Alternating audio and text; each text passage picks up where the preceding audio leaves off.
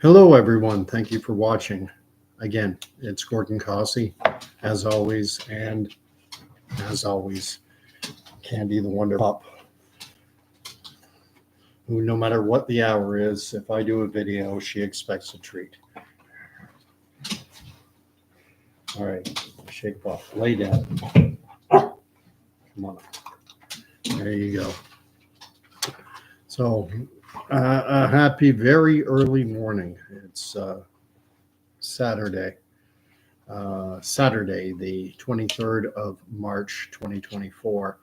And I wanted to do a quick video. We'll see how quick or how short it is or how long. Talking about something that I only just found out about. There's so much happening in this world that, it's hard to keep up. And oftentimes what happens is you find out about something that's ongoing, something that started much earlier, and then you're playing catch up, which is what I'm doing here. It has to do with biblical prophecy, with the Temple Mount in Israel, and with something that I was only vaguely familiar with previously. And it has to do with the sacrifice of a red heifer or cow. And oh man,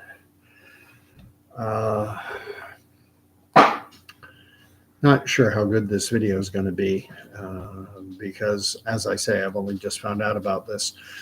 The October 7th attack on Israel, when it occurred, I was aware of the fact that it was referred to as the Al-Aqsa flood. That's how Hamas somewhat, I'll call it, branded their attack. And at least part of the rationale that was stated by Hamas's leadership was that the Temple Mount had been desecrated by Jews worshiping on the Temple Mount. And this is such a, probably, if not the most contentious piece of real estate on the planet, it's certainly in the top three. I would say it's the most contentious piece of real estate in the world. And if you don't know the history, it's we're talking about the three Abrahamic faiths, Judaism, Christianity, and Islam. And in terms of the significance of the Temple Mount, it is most significant to Jews and Muslims. For Jews, the Temple Mount is the site of the first and the second temple. For Muslims, it is the site of their Al-Aqsa Mosque, also the Dome of the Rock, which is right beside the Al-Aqsa Mosque. And the Dome of the Rock dominates the Jerusalem skyline. At least, most of the pictures you see of Jerusalem, I find, typically have the Dome of the Rock in them. It's like Toronto's CN Tower or the Eiffel Tower in France, in Paris. So, and it is incredibly contentious because the Temple Mount is the most holy site in Judaism. It is the site of the first and the second temple. The first temple, sometimes referred to as Solomon's temple, because Solomon is recorded in the Bible as having been responsible for building it. Then the Babylonians conquered Jerusalem. They conquered Israel, Judah. Sometime, I think it's 586 BC. And when they conquered Jerusalem, they destroyed Solomon's temple. And then, 70, 80 years later, when the Jews were released from captivity, they returned to Jerusalem and they rebuilt the temple. And then sometime in the first century before Christ, Herod rebuilt it more, or refurbished it, or renovated it, restored it more fully. and then it was destroyed again by the Romans in and around 70 AD. And then after the Arabian conquest, or the Muslim conquest of Jerusalem, sometime around in the late 600s AD, the Al-Aqsa Mosque was built, and it is considered one of the holiest sites in Islam. Actually, specifically, I believe it is their third holiest site. The first holiest is in Mecca, the rock that everyone, where they go on their Hajj, their pilgrimage, and they circumvent the rock. Then Medina is the second most holy site, and then this Al-Aqsa Mosque is the third holiest site in Islam. And it is believed by Muslims that Muhammad made a nighttime journey to the Al-Aqsa Mosque on a mythical winged donkey or creature, and that he went from Mecca to Jerusalem and to this Al-Aqsa Mosque.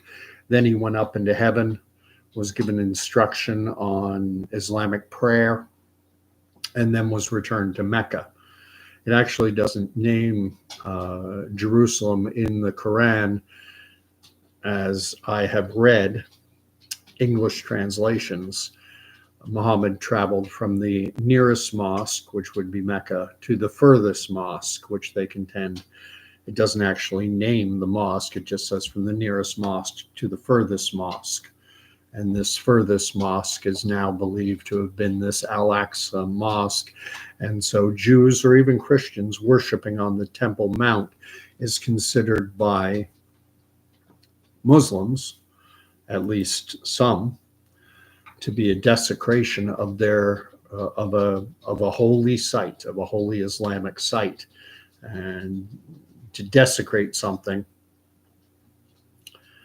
is it's not good. You're an apostate, you're an infidel. They believe it should only be for Muslims. That's all ancient. Well, it's ancient and modern history. But when we move forward, I mean, there's so many different directions I can go in this video. One of the points I wanted to make, though, is that historically speaking, what happened to the Temple Mount, this is what happens in history. There's an old expression, to the victor go the spoils. And so when the Babylonians conquered the Jewish people, when they conquered Judah and took the city of Jerusalem, now it's theirs. Now it's Babylonian territory, and they destroyed the temple. When the Romans took over, they were not as bent on destruction as the Babylonians were. It was during a Jewish revolt that the emperor, whoever it was at the time, the emperor Caesar, which is a title. It's both a person. There's Julius Caesar, but then anyone who became emperor afterward took on the title of Caesar. Caesar Augustus, Caesar Julius Caesar, etc. Had the temple destroyed. Like I say, it's a difficult conversation. It's a difficult topic to speak on because it goes off in so many different directions. In 1948, 1949, when the British vacated the territory, they had been from the closing days of World War I up until May 15th, 1948. This territory was Jerusalem and Israel, or Palestine, call it whatever you want. It was administered for 30 odd years by the British. It was their territory. It was part of Great Britain in a fashion. It was under their control. They took control of it from the Ottomans, and the Ottomans had controlled the territory for 400 to 500 years. And there were periods of control by the Byzantines, by the Mamluks of Egypt, by the Arabians. I mean, it's passed through so many hands over the years. But when you get into biblical prophecy, there's a belief, a pervasive belief in Christianity and in Judaism, I believe, as well, although I'm not Jewish, so I can't speak to that with any degree of authority, that in order for end times prophecies to come to fruition, Jews believe a Messiah is coming. Christians believe that Jesus is the Messiah and that he will come a second time. And so, however, for that to happen, for this messianic age to start, one key element is missing, and that is there needs to be a temple, a Jewish temple on the Temple Mount. And there isn't one now. There's the Al-Aqsa Mosque, and there is the Dome of the Rock, occupying the space where the temple has to exist. There are some who contend that the Temple Mount is actually not the site of the first or second temple. The mainstream view, the most popular view, the most widely held view is that the Temple Mount is the site of the first and second temple.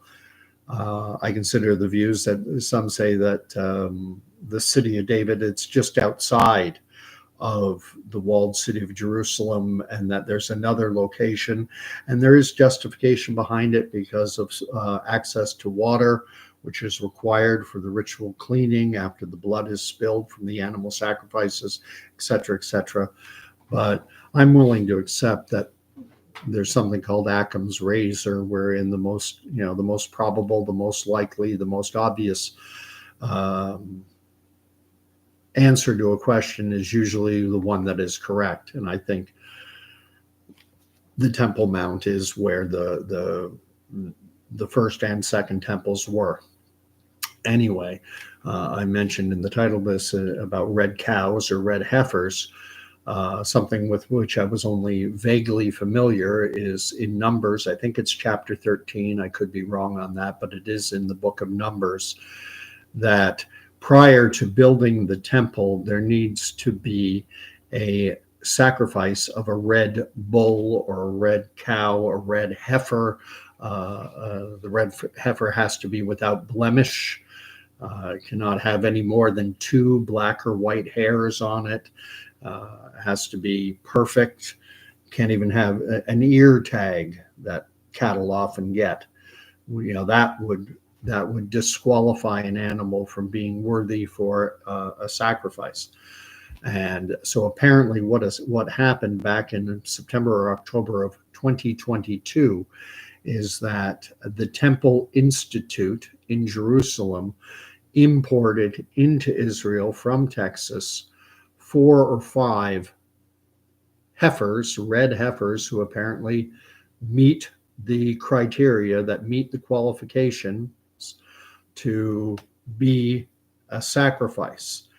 And the sacrifice is meant to cleanse the Temple Mount and all of Israel. And the people, they basically burn the red heifer and then mix the ashes and remains of the animal with hyssop, with water, and then that substance that comes out, whatever it is, I don't even know how you would describe it, but then it is used to cleanse the Levite priests and all the people of Israel and the site itself. And you can find articles on this even in CBS News. So this isn't, it's both in the realm of, the alternative media, but it's also in the mainstream media. And it's in a CBS article that they mentioned that an altar has even been built. And the altar apparently is situated somewhere on the Mount of Olives, because this sacrifice does not need to take place on the Temple Mount itself. It just has to take place in close proximity to the Temple Mount, overlooking it. And from this Mount of Olives, they've built this big white ramp. You can see it. I was just watching a video where David Rubin is in Jerusalem, I think right now, and or he just returned. But it was a recent video, and he walked from the Church of the Holy Sepulchre to the Temple Mount just to show how close everything is, how tightly packed everything is. And this is massively significant, because when you read Matthew, and Jesus is sometimes called his Olivet discourse, or his Olivet prayer or saying or whatever. What happened? Matthew 24 is a chapter in Matthew that I've referenced many times, that I've read numerous times over the last 4 years with everything that's been going on. 24 starts out with Jesus left the temple and was going away when disciples came to point out to him the buildings of the temple. But he answered them, "You see all these, do you not? Truly I say to you, there will not be left here one stone upon another that will not be thrown down." And then later it says, as he sat on the Mount of Olives, which is right next door. And I've tried to get a sense of how long it would take to walk from the Temple Mount itself to the Mount of Olives by doing Google map searches. And I can't seem to find a definitive answer, but my reckoning is that it would have taken 15 minutes to half an hour, 15 to 30 minutes to walk from the Temple Mount to the Mount of Olives. As he sat on the Mount of Olives, the disciples came to him privately saying, "Tell us, when will this be? And what will be the sign of your coming in the close of the age?" Now, some Christians believe that everything in Matthew 24, that it was fulfilled in AD 70, because the temple was destroyed in AD 70 or in and around that time, and every stone was thrown down. So they say there, final point, it's done, that's been fulfilled. The only thing is, with prophecy, especially when you get into eschatology, there are two ways to look at it. There's one side of eschatology that says these things happen cyclically, that they happen over and over again. And there's the other side that says, well, there is an end time, an absolute end time. So there are end times that happen cyclically, and then there's a final end time. And I tend to ascribe to the view, that there are both end times that happen.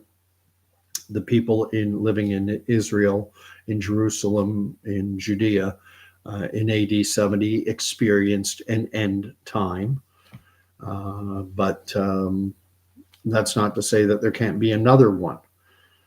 But the passage that many will go to is in this chapter 24, this Olivet discourse of Jesus's. Just as Jesus speaking, so when you see the desolating sacrilege spoken of by the prophet Daniel standing in the holy place, which is widely interpreted to be standing in the holy place is the temple. When you see the desolating sacrilege spoken of by the prophet Daniel standing in the holy place, bracket, let the reader understand, close bracket, then let those who are in Judea flee to the mountains. Let him who is on the housetop not go down to take what is in his house, and let him who is in the field not turn back to take his mantle. And alas, for those who are with child, and for those who give suck in those days, pray that your flight may not be in winter or on a Sabbath. the word of the Lord. Thanks be to God. It's the only prophet that during this Olivet discourse that Jesus references specifically. He references Daniel. And when you go to Daniel, and I didn't, I've got the page, but I didn't mark down exactly where it was.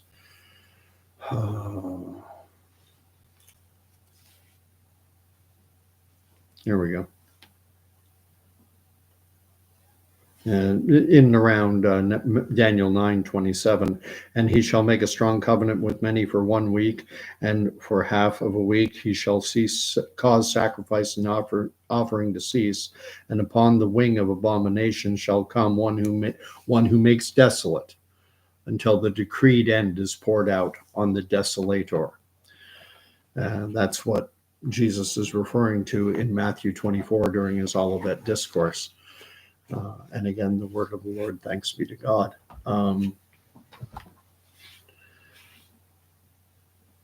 There's no temple right now on the Temple Mount. There's no Jewish temple. There's the Al-Aqsa Mosque. There's the Dome of the Rock.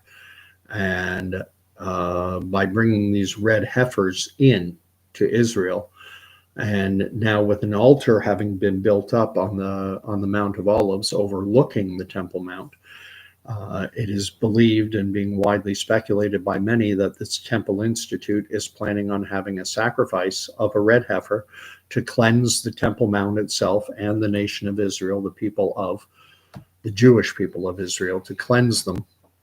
And Jews believe as well, at least Orthodox Jews, I'm fairly certain they believe that this will usher in also the Messianic age.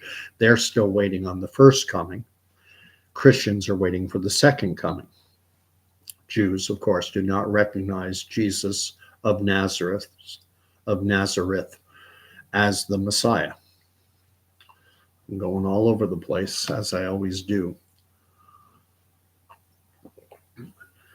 So how could a third temple, how could a Jewish temple be rebuilt on the Temple Mount when there's this Al-Aqsa Mosque and this Dome of the Rock already occupying that piece of real estate? And just speculating off the top of my head, I'm hearkening back to that hospital in Gaza that was destroyed. It was hit by a missile, and in the immediate aftermath of that missile hitting that hospital, I forget the name of the hospital, it doesn't matter. I think it had the word Baptist in it. Baptist Hospital. In the immediate aftermath, Hamas officials blamed Israel for firing a rocket onto a hospital.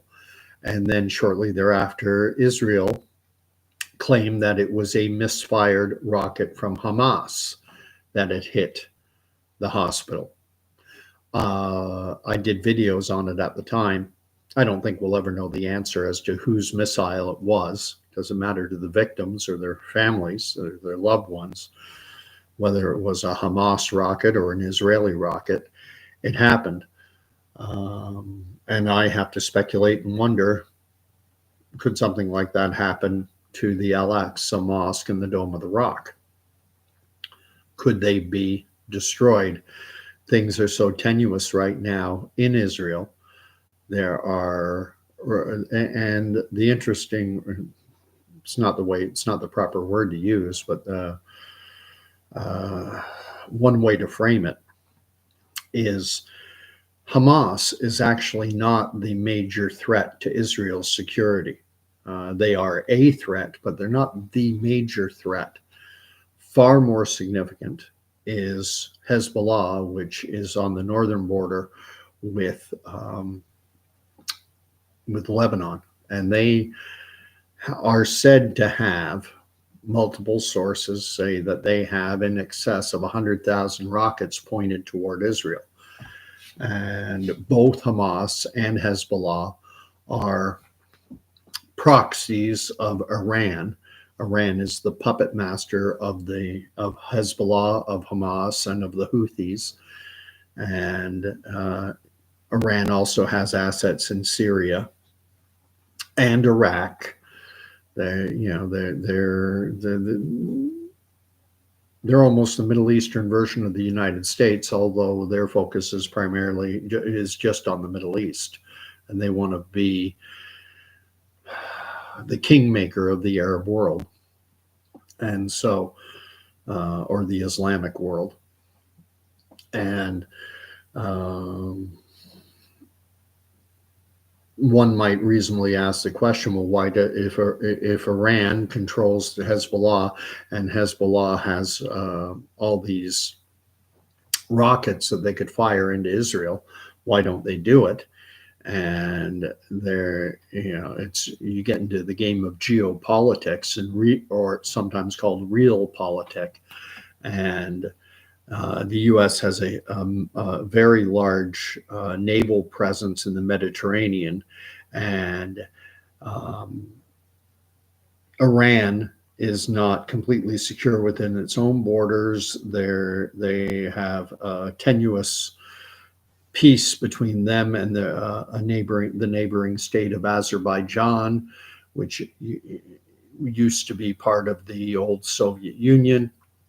And if Iran was to direct Hezbollah to attack with its rockets, well, then the U.S. would retaliate, and then Iran's nuclear facilities could come at risk.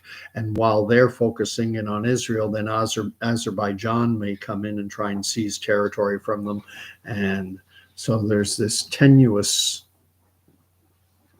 peace right now for Iran, that if they were to initiate or were to direct Hezbollah to fire their rockets into Israel, but things are almost looking inevitable at this point. It's almost looking inevitable that this war is going to escalate. And once rockets start falling, once rockets start getting fired and starting hitting targets, whose rocket hits what, and what misfired, and what guidance system failed. And all it would take is for a rocket to hit the Temple Mount and to destroy the Al-Aqsa Mosque and the Dome of the Rock. And from what I understand, this Temple Institute, it's all just now a matter of hiring the contractors to go up and build it. All that needs to happen is for Al-Aqsa Mosque and Dome of the Rock to be destroyed, and then they can go in and very quickly start rebuilding the Temple Mount, or rather rebuilding the third Jewish temple. And then you move along, you start moving forward on the eschatological timeline. I've talked before how you have lots of YouTubers, prophetic type YouTubers with their whiteboard in behind, and they draw that timeline and they say, this is where we are. They point to key events in history like 1949, when Israel won the first Arab-Israeli war and established itself as a nation state, finally recognized by the UN in June of 1949. There's a lot of fiction that gets shared around regarding the whole situation in Israel. There's a fiction that somehow Israel was just gifted their country, here you go, and that, and that's not how it played out at all. Right up until May 15th, 1948, the land of Israel was administered, it was British territory. They were the governing authority. They took over from the Ottomans. The Ottomans had it for 400 or 500 years. Then the British had it for 30 odd years. And then on May 15th, the British basically put their hands in the air and they said, we're done. We're out of here. And there was no governing authority in place. There was no Israeli state. There was no Palestinian state. It was basically a free-for-all.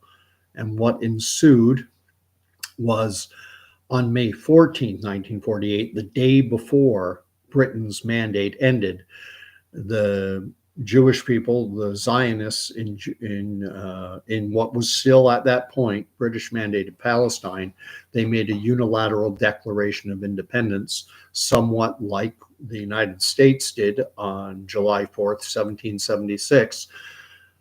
The United States in July 4, 1776 declared to the world, we're an independent nation now. And Britain said, no, you're different situation, because Britain said, no, you aren't. Britain was still recognized as the governing authority of the US colonies in 1776. And a war ensued between Britain and the colonials and the American Continental Army. But when it comes to Israel, different situation, because what happened was Israel made its unilateral declaration of independence, but there was no governing authority being kicked out. Britain had ceded it, had said, we're done. We're out of here. And so what happened was war broke out between the Jews living in Israel, as well as the Arabs living in Israel, and 5 nations that bordered Israel.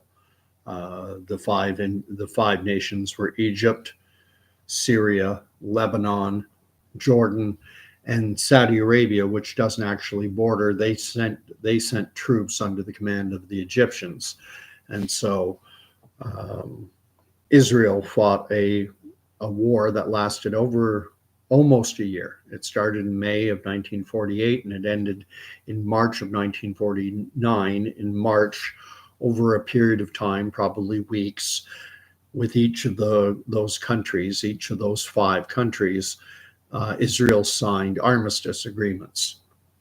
I don't know the order.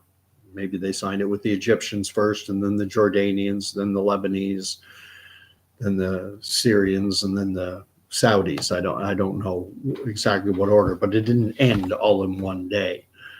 But it ended over a period of time in March of 1949. And then, as I say, in June of 1949, the United Nations formally recognized Israel as an independent nation state. That's more or less the birth of their nation. But just like Americans celebrate July 4, 1776 as their Independence Day, but they weren't actually independent at that point. They had to fight, I forget exactly how many years. I think it was like 1779, 3 or 4 years anyway, that the Americans fought the British before the British finally surrendered to the Americans and said, okay, you win.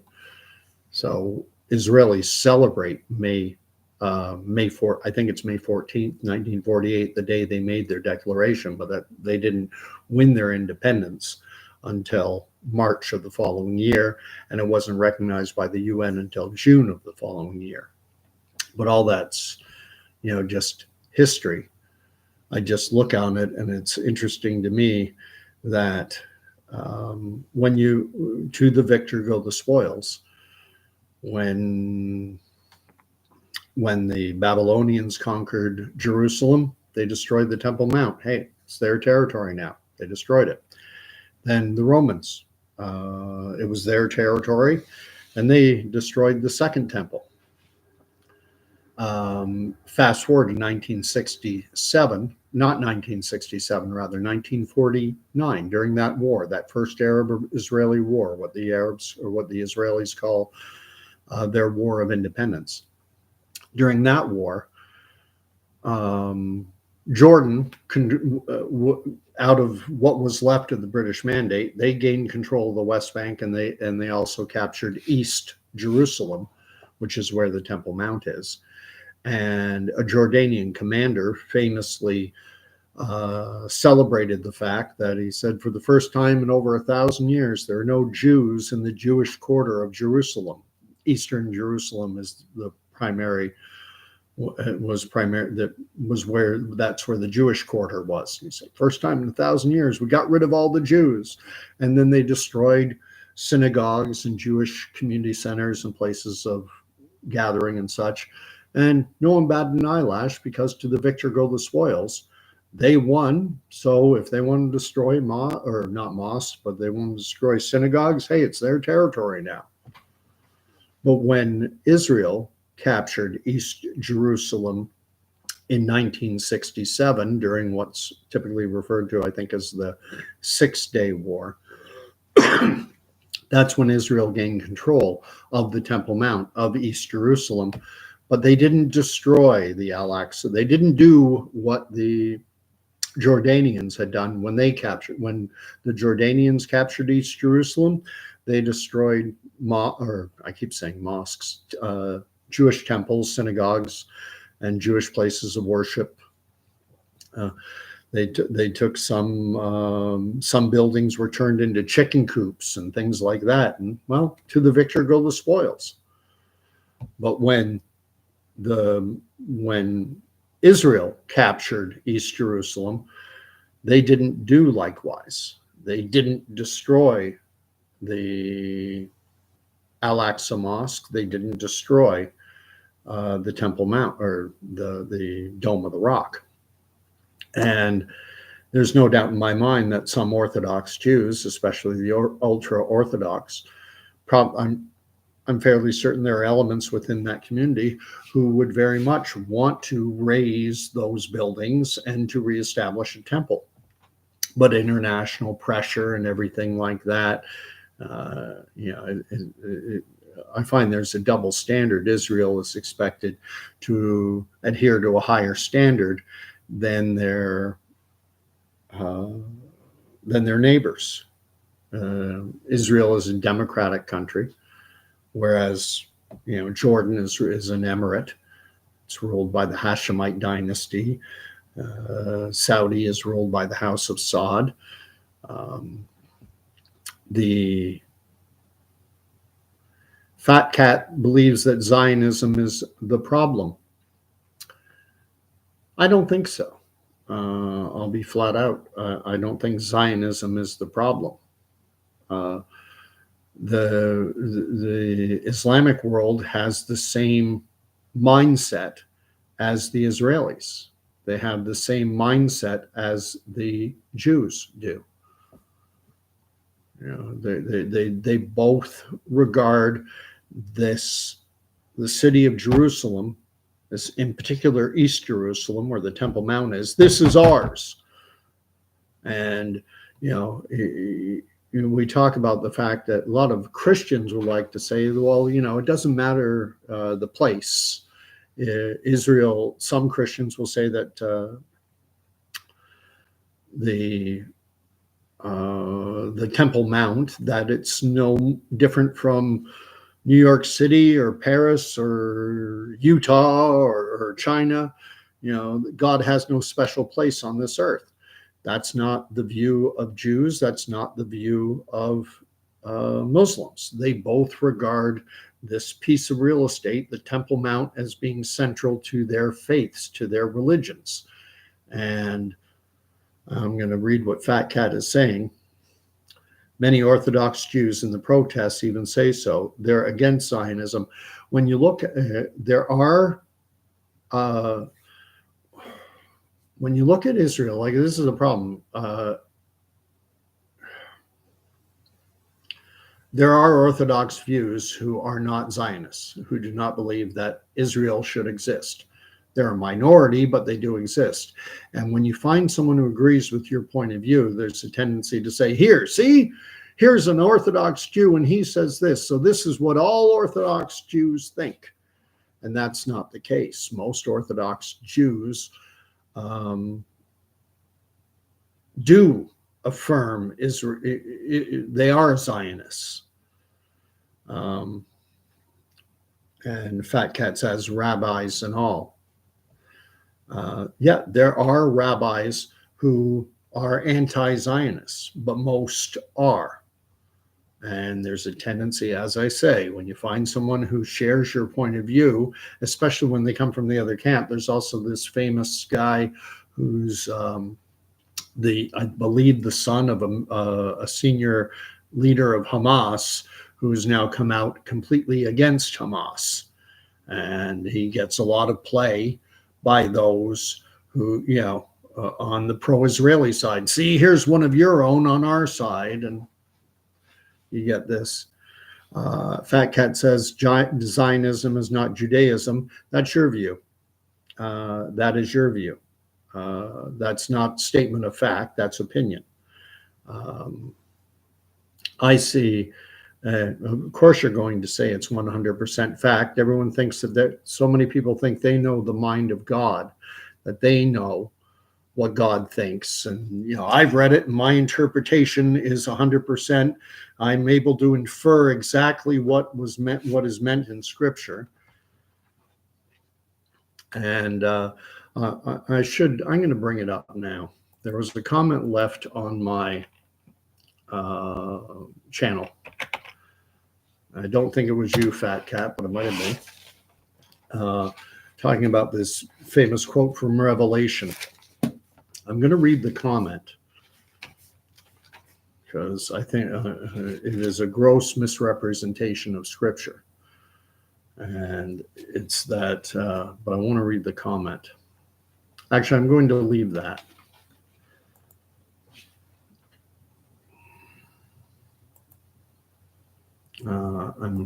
Because I don't want to just be.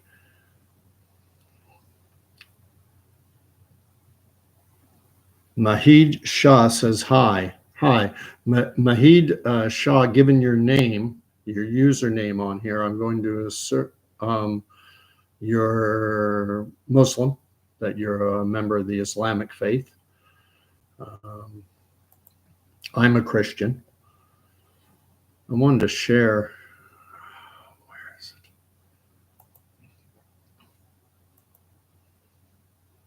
it? Am I telling lies here?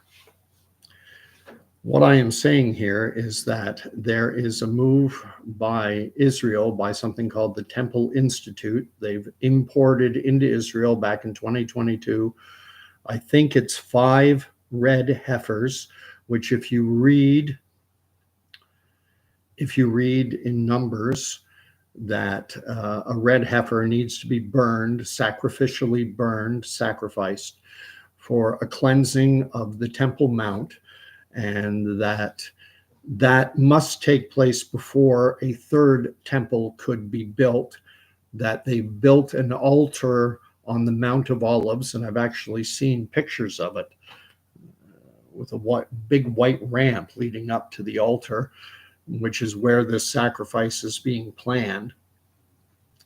And that this ritual sacrifice is planned. It may be planned even for this coming Passover season, which would be just after Christians celebrate the Christian Passover, or what we sometimes refer to as Easter.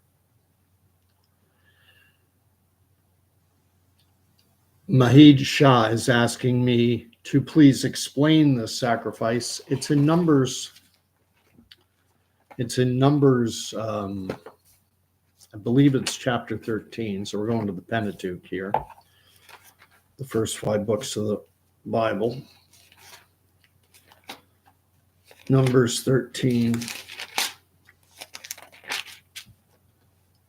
And I've read it, but there are so many sacrifices that take. The Lord said to Moses, "Send men to spy out the land of Canaan, which I give to the people of Israel. From each tribe of their fathers shall you send a man." Where's the red heifer? I'm going to invite you, Mahid. I mean, it's in Numbers. You can do a Google search, red heifer sacrifice. It's a cleansing sacrifice meant to cleanse. Apparently, from what I understand, 9 such sacrifices have taken place from the time of Moses until AD 70.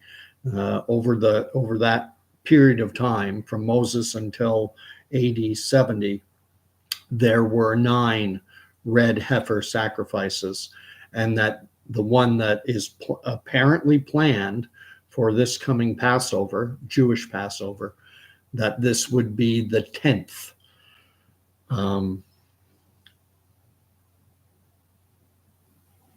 Majid Shah is asking me, do Christians support this sacrifice? Some do. Within Christianity, there are two broad-based views. One is called dispensationalism. Dispensationalists would support this sacrifice. Then there are those who are referred to more typically as supersessionist or replacement theology, and they would not. It's similar to Islam. In Islam, you have Shia and Sunni, you have Wahhabi, there are different sects and groups within Islam. There are different sects and groups within Christianity. Likewise in Judaism, you have Reformed, conservative, Orthodox, Hasidism. You have different groups. Mahid Shah is saying, according to you, he's asking my opinion as to what percentage of Christians support this sacrifice. It's difficult to say, because this dispensationalist view is far more popular in the United States than elsewhere in the world, although I'm Canadian. And it does impact dispensationalism is popular in Canada as well. It's less popular in Europe and Great Britain. But if I had to guess, I'd say it's probably close to 50-50 in terms of, it's similar. For a lot of people, their religious faith is cultural. It's, it's just what they were brought up with. And there's not a lot of investigation. They just basically go along with their faith traditions because it's a social and a cultural expectation. You grew up in an Islamic country and there are certain expectations, and so you just go along with it, and are not what I will call devout. And it's the same in Christianity. There are a lot of people who just go to church because my grandparents went to this church, my parents went, so I go.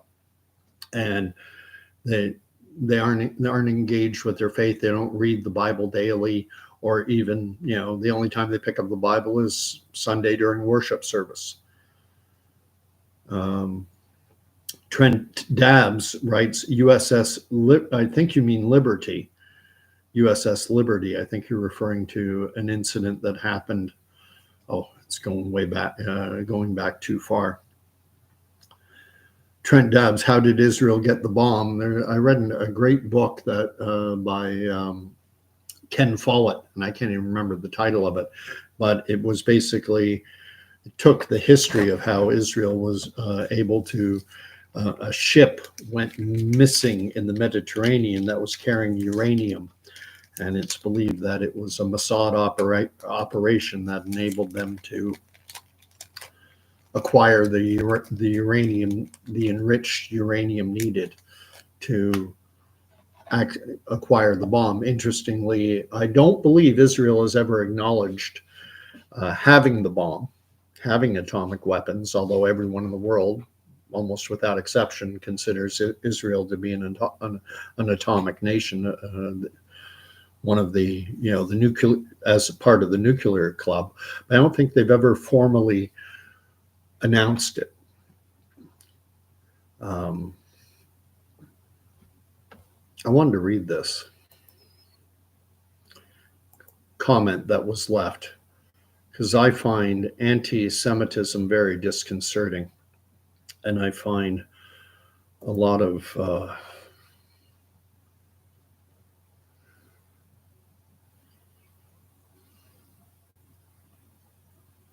okay, this is the comment. It was left 16 hours ago on a video I did about As Were the Days of Noah, Faith in the Rapture or Faith in Christ. And this is what Frenchis 19 wrote, and it's edited. It says, the definition of Jew after the death of Christ was made clear by Jesus and Paul. Jesus, bracket, those who call themselves Jews are children of the devil, close bracket. That's from the book of Revelation, and that's taking Jesus's words in the book of Revelation completely out of context. Jesus says there are those who call themselves Jews but are not, and who are actually part of a synagogue of Satan. So he's saying there are Jews who say they're Jews but are not, which obviously means that there are Jews who say they're Jews and are. And then he has Jesus, if you knew my Father, you would love me.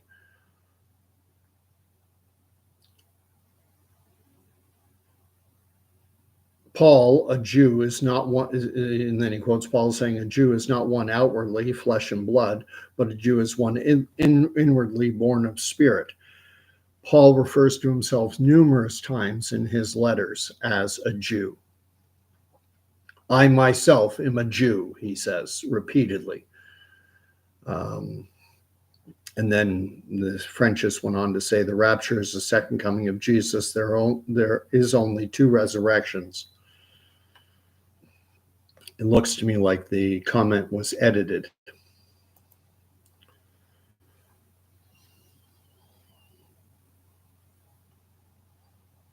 Trent Dabbs is saying they are not the good guys. I'm assuming he's referring to Israel are not the good guys. There are no good guys in war. Or, there are no good guys. What happened October 7th? You're saying kidnapping babies? That was an act of the good guys? That's a war crime. They stormed into Israel and kidnapped, held hostage babies, infants.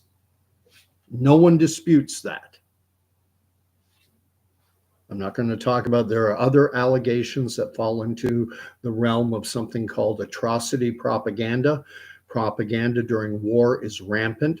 Every side in war lies, both sides. There are no good guys in war. There's a tendency on our part of our fallen human nature is we want to assign who are the good guys, who are the bad guys, who's right and who's wrong, who's good, who's bad. Well, the simple fact of the matter is, if you're a Bible-believing Christian, then you know that we are all fallen and we are all bad. And do the Jews have a log in their eye in Israel? Yeah, they've got a log in their eye. Does Hamas and the Houthis and Hezbollah, do they have a log in their eye? Yes, they do. All are fallen. And to assign good and bad, both sides are bad.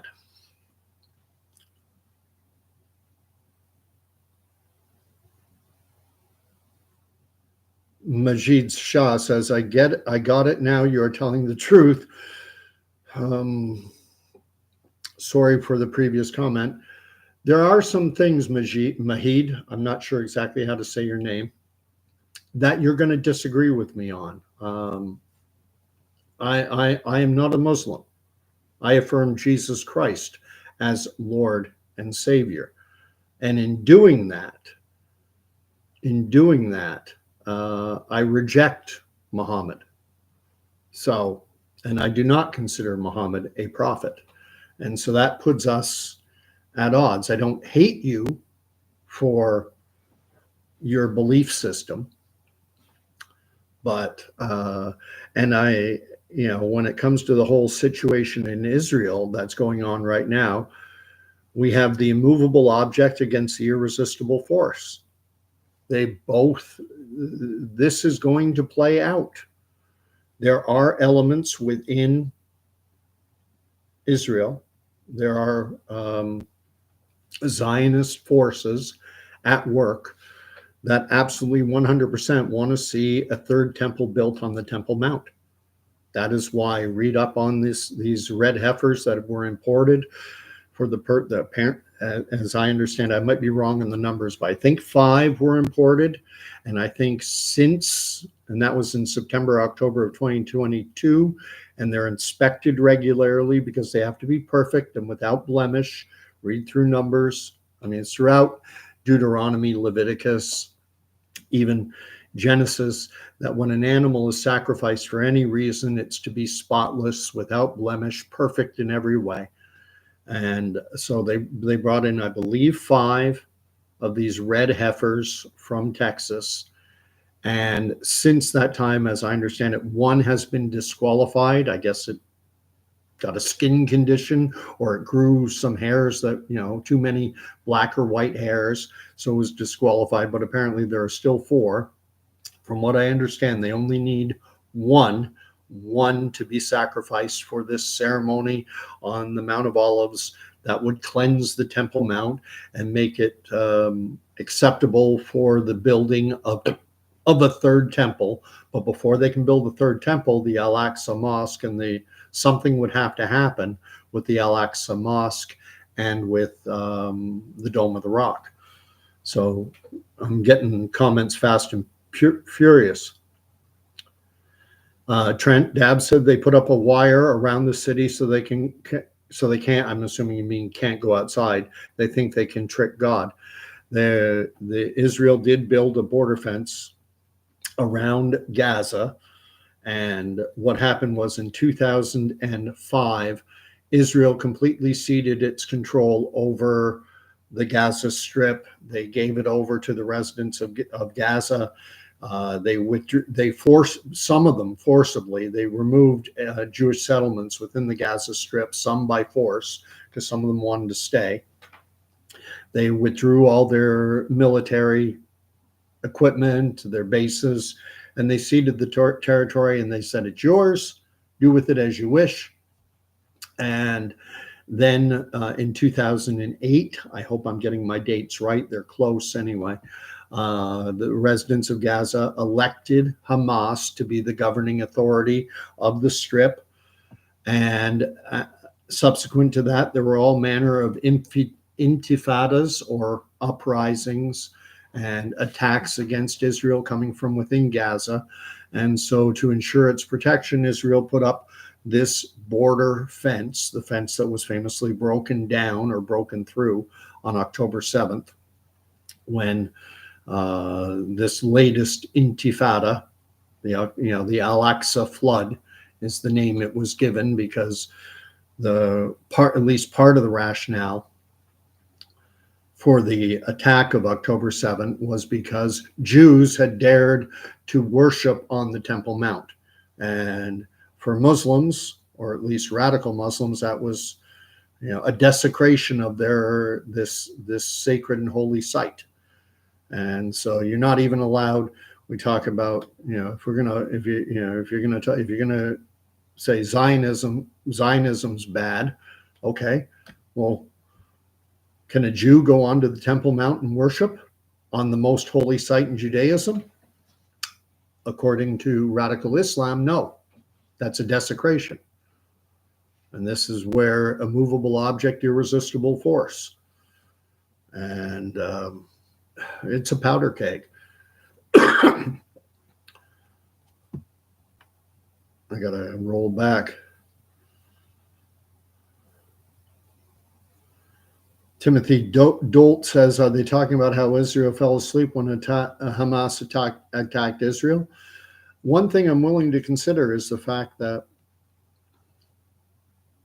when there's been a lot of suggestions that Netanyahu and the Israeli government basically allowed Hamas to attack because they wanted this, because it would allow them to take over, that it would give them a reasonable excuse to go in and do what they're doing, that they wanted to do what they're doing. They wanted to destroy the Gaza Strip and commit genocide against the Palestinians in the Gaza Strip. And so they basically allowed it to happen. They were supposed to have this Iron Dome shield, and yet somehow it failed to intercept the rockets that were part of the attack of October 7th. That is one commonly held view. And I don't completely dismiss it out of hand. I don't say that that's an impossibility. I think that is a possibility. That Netanyahu and the far right of Israeli politics, the extremist Zionists, that they wanted this type of attack because then it gives them an excuse to do what they've been doing. Trent Dabb says, I'm not a fan of either side, but what I've seen is happening to the Palestinians is not okay. See, if you look at Hamas, they have something called the Charter of Hamas, and their charter states as its ultimate goal is basically the eradication of Israel from the river to the sea, from the Jordan River to the Mediterranean. That's all of Israel, and they want it gone. So they want to destroy Israel. That's their stated objective. They were elected as the governing authority in 2008. They've basically been ruling as dictators ever since because every subsequent election has been canceled. So you can't vote them out of power. You're stuck with the people living in Gaza are stuck with them. They receive billions of dollars in fundraising and financial aid from various UN agencies and such. And some have said they could have used that money to turn Gaza into something of a Singapore or a Monaco or Vatican City as a city state. They could have, but instead they took those billions of dollars and built a tunnel network, a terrorist tunnel network to bring in rockets and such, primarily from Iran, smuggled in, and so that they could destroy the nation state of Israel and wipe it off from the river to the sea, from the Jordan to the Mediterranean, get rid of Israel. And see, that's the biggest problem here. Both Israel is not going to just say, okay, you can have the country, and the Palestinians and I have a massive problem with the term Palestinian. The Palestinians living on the West Bank used to be Jordanians up until 1967. The Palestinians living in the Gaza Strip up until 1967 were Egyptians, because during that war, that the first Arab-Israeli war, what the Arab world refers to as the Nakba or catastrophe, is that this one-day-old Jewish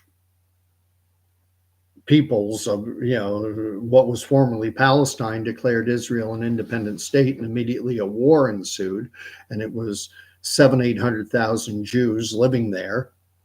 And the war involved Egypt, Syria, Lebanon, Jordan, Saudi Arabia, all attacking these 800,000 Jews. And Israel didn't win everything. They didn't get control of the West Bank. Jordan took that over. Jordan took over East Jerusalem and destroyed Jewish places of worship and everything else. No one batted an eyelash. That was fine. The Egyptians captured the Gaza Strip. It was theirs. And then we had the establishment of what is called the Green Line. And these are the Green Line borders that were established when Israel was recognized by the United Nations in June of 1949. That was the borders of Israel. But then in 1967, Egypt, Jordan, and Syria attacked again. And that's when Egypt lost Gaza and the Sinai Peninsula. The Jordanians lost East Jerusalem and the West Bank, and the Syrians lost the Golan Heights. Well, guess what? When war happens, territory changes hands. It's happened throughout history. But now all of a sudden, in our more modern age, now we say, well, you got attacked and you took territory from the people attacking you. Now you have to give that territory back. And Israel is not giving the territory back. Their attitude is, we won it. We had a war. We won, they lost.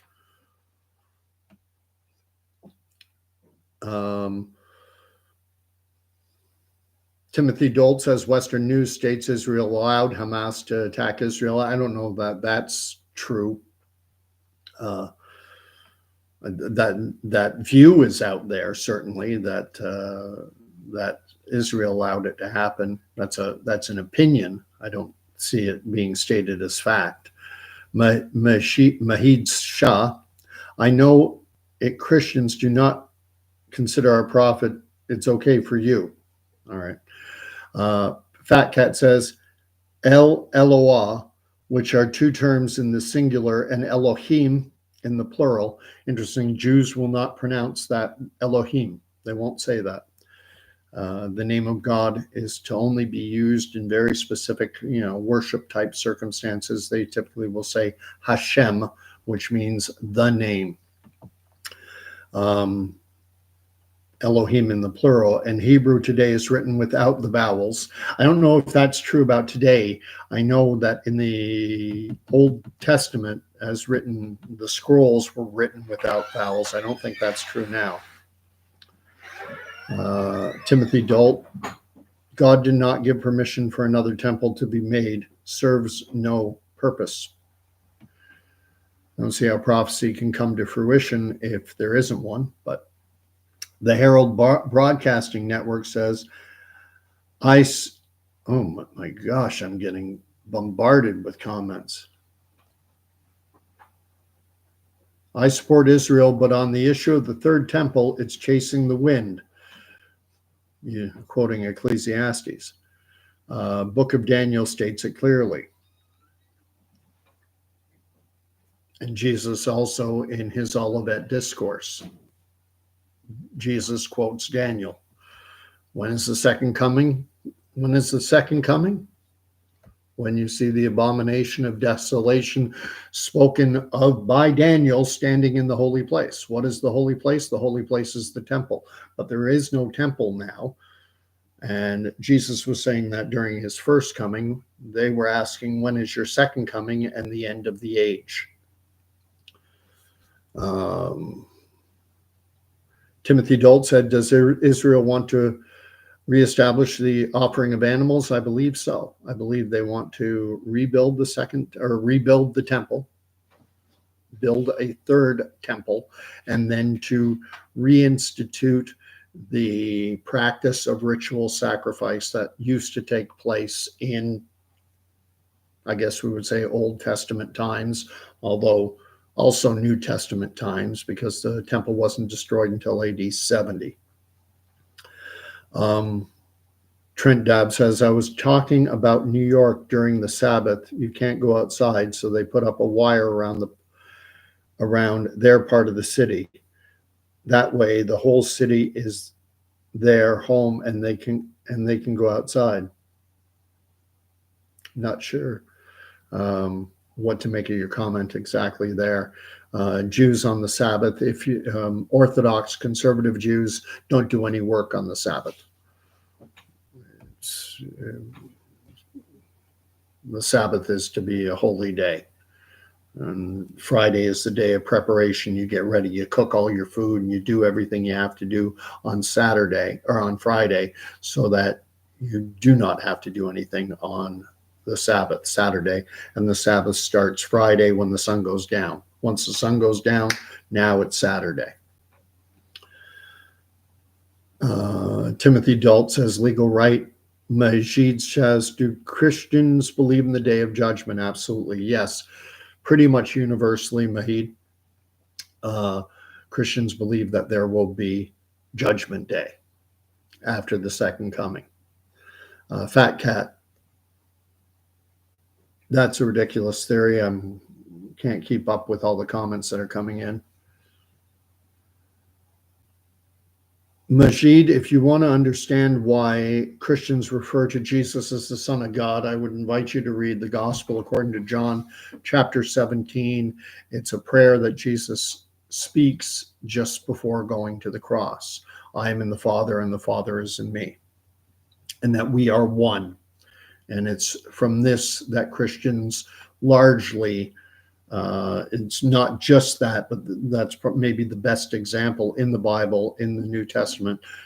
in the Gospels, where you can read about Jesus explaining the Trinity in the first person, saying that I am the Father and the Father is in me and we are one.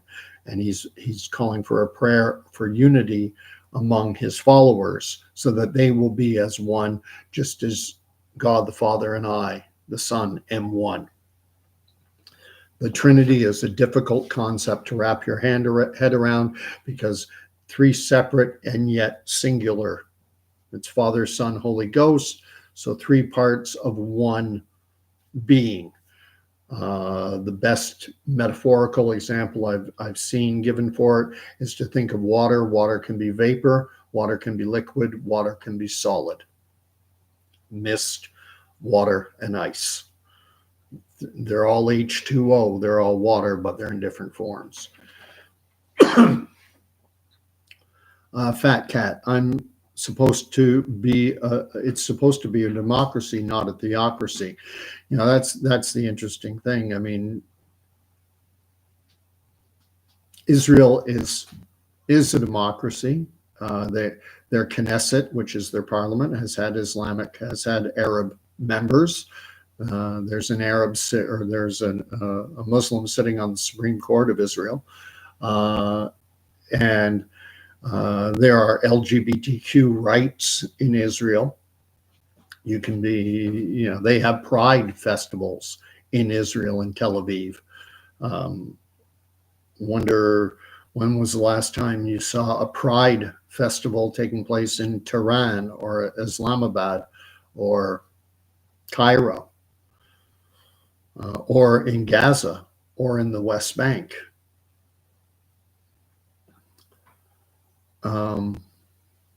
Trent Dab says, we're all sons of God. We are made in his image. Mahid says, I disagree. Then why we worship God if all are sons of God? Fat Cat. Israel should belong to the people of Israel, not just one religious group.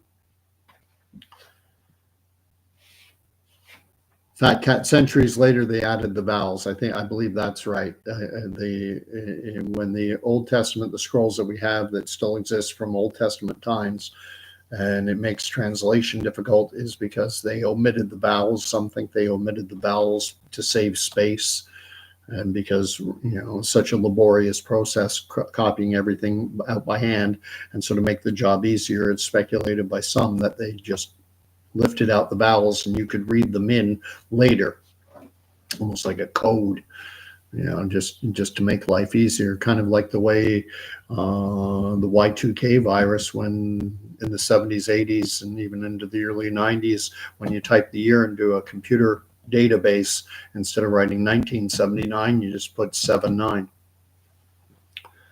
Then I got a bunch of emojis from Brianna.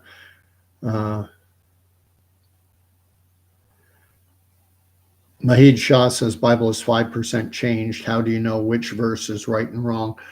The Bible the Quran has the advantage of having been put together 600-700s.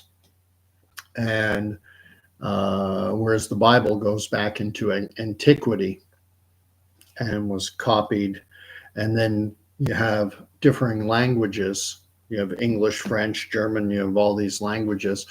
And so how do you translate a word? One of my favorite verses in the Bible is Jeremiah 29:13, wherein it says something close to the effect of, know that the plans that I have for you, plans to give you a hope and a future, plans for your welfare. But other translations, rather than saying welfare, say prosperity, plans for your prosperity. And welfare means to fare well, to do well, fare thee well. So welfare is a good word. I don't know what the original Hebrew is, but then someone came along later and said, well, that could also mean prosperity. When you fare well, you're prospering. So which word do you choose? It helps because I speak French. Je parle français comme une langue seconde, c'est ma deuxième langue. French is my second language. I know that things don't always easily translate from one language into another. Anyway, Everyone, thank you for the engagement. I was expecting this to be short. Just to wrap it up, Israel, not Israel, but the Temple Institute, which is located in Jerusalem, back in September, October of 2022, imported into Israel from Texas 4 or 5 red heifers, which, if you go to Numbers, just do a Google search, you'll find it very easily, are needed for a sacrifice that would be used to cleanse the Temple Mount, and that would allow for the rebuilding of the Jewish temple, or if you prefer, a third temple. And so things are, and it is suggested that this sacrifice is going to take place as early as within a couple weeks. I'm not sure exactly.